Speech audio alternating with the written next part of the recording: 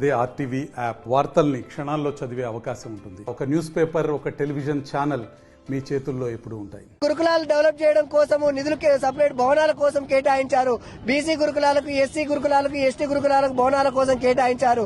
కానీ విద్యార్థులకు ఇవ్వాల్సినటువంటి స్కాలర్షిప్స్ విషయంలో కానీ లేదు అనంటే గతంలో బీఆర్ఎస్ ప్రభుత్వము పెంచి కేవలం పత్రికా ప్రకటనలకే వదిలేసినటువంటి సంక్షేమ హాస్టల్ వసతి గృహ విద్యార్థులకు సంబంధించినటువంటి మెస్ ఛార్జీల విషయంలో ఈ బడ్జెట్ లో కనీసం ప్రస్తావన తీసుకురాకపోవడం అనేటువంటిది సరైనటువంటిది కాదు అని చెప్పేసి మనం తెలియజేయడం జరుగుతా ఉంది.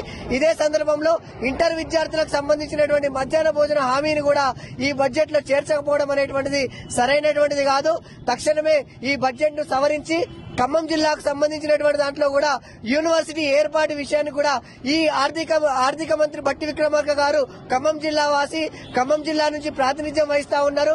ఖమ్మం జిల్లా నుంచి రాష్ట్ర ఉప ముఖ్యమంత్రిగా ఉన్నటువంటి బట్టి విక్రమార్క గారికి ఈ రోజు ఖమ్మం జిల్లా యూనివర్సిటీ ప్రస్తావన తీసుకురాకపోవడం అనేటువంటిది సమంజసం కాదు అని చెప్పేసి ఈ ఖమ్మం జిల్లా విద్యార్థులుగా, తెలంగాణ విద్యార్థులుగా మేము కోరడం జరుగుతా ఉంది.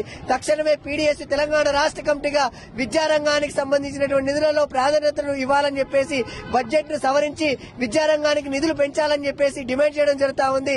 పెంచినటువంటి పక్షంలో విద్యార్థుల ఆగ్రహానికి గురిగాక తప్పదని చెప్పేసి తెలియజేయడం జరుగుతా ఉంది.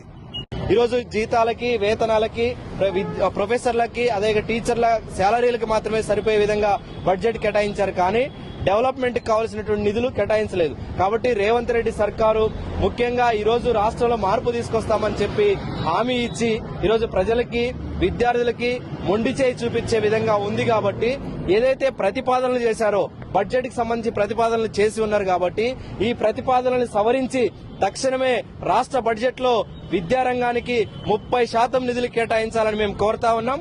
అదేవిధంగా వివిధ యూనివర్సిటీల అభివృద్ది కోసం ఉస్మానియా యూనివర్సిటీ కోసం 1000 కోట్లు, అదేవిధంగా ఇతర యూనివర్సిటీల అభివృద్ది కోసం 500 కోట్లని ప్రత్యేకంగా నిధులు కేటాయించాలి ప్రతి యూనివర్సిటీకి అని మేము డిమాండ్ చేస్తా ఉన్నాం. అదేవిధంగా పెండింగ్ లో ఉన్న స్కాలర్షిప్స్ కావచ్చు, రియంబర్స్మెంట్ కావచ్చు, వాటి విడుదల కోసం ప్రత్యేక ప్రణాళికను ఈ రోజు ప్రభుత్వం స్పష్టమైన హామీ కూడా ఇవ్వాల్సిన అవసరం ఉందని మేము విజ్ఞప్తి చేస్తా ఉన్నాం. మరిన్ని వీడియోస్ కోసం ఛానల్ ని సబ్స్క్రైబ్ చేయండి. లేటెస్ట్ అప్డేట్స్ కోసం వాట్సాప్ ఛానల్ ని ఫాలో చేయండి. అండ్ లింక్ డిస్క్రిప్షన్ లో ఉంది.